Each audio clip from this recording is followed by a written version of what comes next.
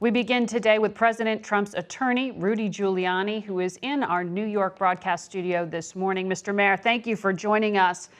The president told CBS News earlier this month he still wants to speak to special counsel Robert Mueller. So when, where, what format?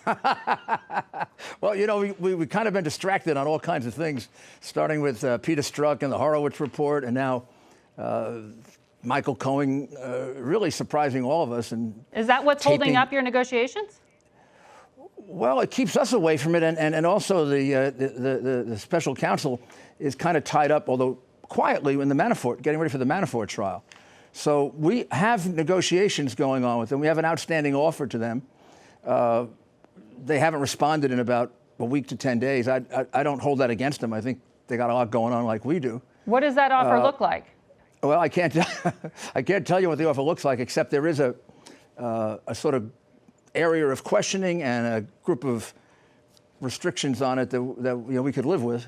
I think I'd have to reanalyze that in light of the new facts, but I don't think that's going to change it very much. This is narrow to the Russia probe and not obstruction of justice, or how narrow? It relates basically to the Russia collusion thing, which we think there's no evidence of the president doing anything wrong, so we don't really have much of a problem with it. With the obstruction thing, it's more a question of we don't see the legal basis for a president obstructing by merely taking an action in firing somebody that he had every right to fire and about 10 good reasons to fire.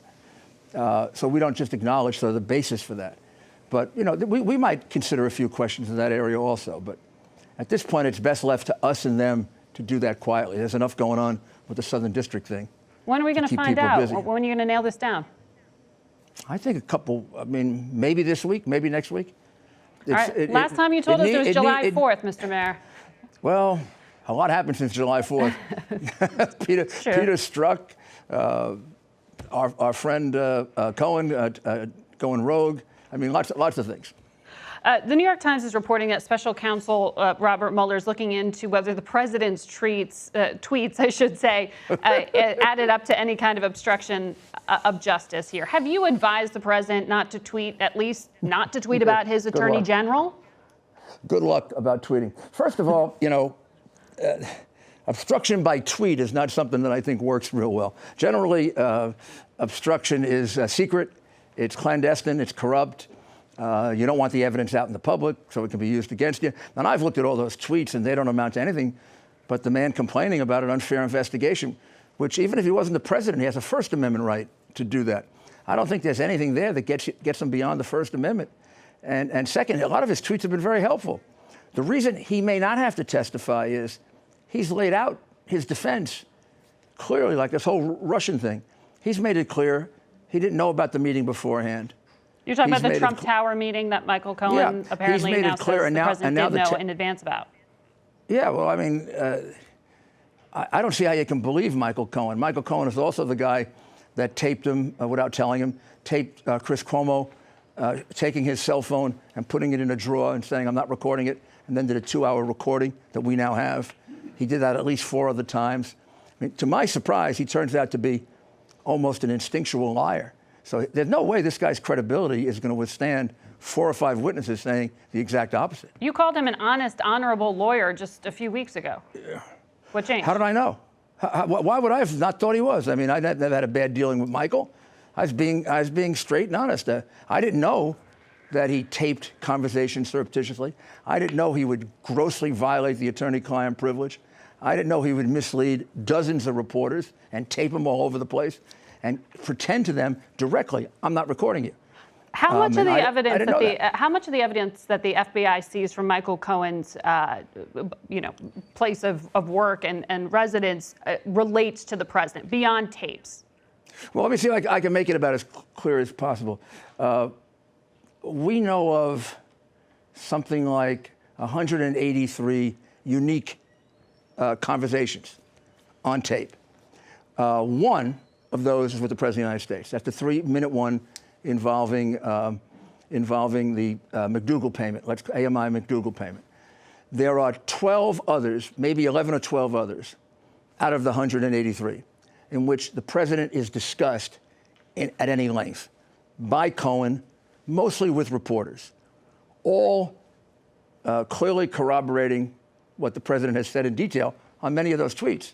In other words, that he didn't know about the payments to either one when they happened, that he only found out later, that Cohen made them not for the campaign. He didn't like the campaign. He says very derogatory things about the campaign. He said, I only made it because I personally love the president and Melania. And that's why I made the payments, which takes it right out of the campaign contribution arsenal. So these are tapes I want you to read. I want you to hear them. I didn't think I'd be able to get them out publicly, and somehow he and his lawyer have this crazy idea, just throw it all out there. I think they also don't realize it's going to hurt them with the prosecutors. Now, when I was a prosecutor, I didn't want some guy giving out all the evidence to the press. But you do want these tapes released now? I can't do it. I mean, I'm not allowed to do it. We've not leaked a single tape. I think if you check with the reporters who did the stories, they tell you that. The Times came forward and made that clear. We don't violate these rules. However, we are allowed to refer to them if they put them out. Why they're putting them out, someday somebody is going to have to figure it out. You mentioned they're doing it. You mentioned Karen McDougal. This recording that was made public earlier this week relates to her. She claims she did have a consensual affair with the president. But I want to ask you, beyond this case, beyond Stormy Daniels, were other payments made to as yet unnamed women around the time of the 2016 campaign? There is a conversation about that on one of the tapes in which I think Chris Cuomo asked him that, and Cohen says no, denies it. Said that there were no other situations like this. Was that an accurate statement by Cohen? As far as I know, yeah. I have no evidence to disprove that.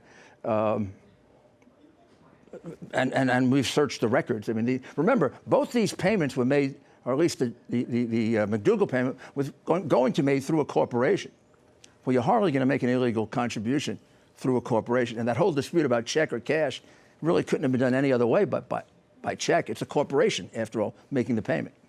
But you maintain that payment didn't actually occur? That one didn't happen for reasons, I guess, that AMI wanted to keep it. They probably saw value in keeping it. I mean, I know a lot of people raise questions about it, but it's pretty clear from the tape. This is a straight out and out legal and business transaction. The CFO for the Trump Organization, Alan Weisselberg, was subpoenaed this week to testify in the criminal probe around Michael Cohen. Does any of this cross that red line that the president has said in terms of touching his own personal finances? No, I think these are about the things we're talking about to see are they corroborated, and they are. Or they could be about other things that they may have some knowledge of that Cohen was doing independent of the president. I should finish that discussion of the tapes by telling you that, yes, there are 183 presidents on one, mentioned on 12 others. There are then an untold number of other tapes that do have no relation to us, meaning President Trump, that have to do, I guess, with what the Southern District originally rated him for. Those tapes, I don't know what's on those. Now, if they related to us, the government would have to give them to us. The government has been totally ethical about this, so I don't believe there's any question. But there's a lot there for them to investigate. And, you know, when you just look at a box, you can't tell what it contains. But I sure wouldn't want to have that box there in the FBI's possession if it was me. All right, Mr. Mayor, there's always another part to the story. We'll continue to track it here. Every time I talk to you, it changes. Well, we look forward to having you on again.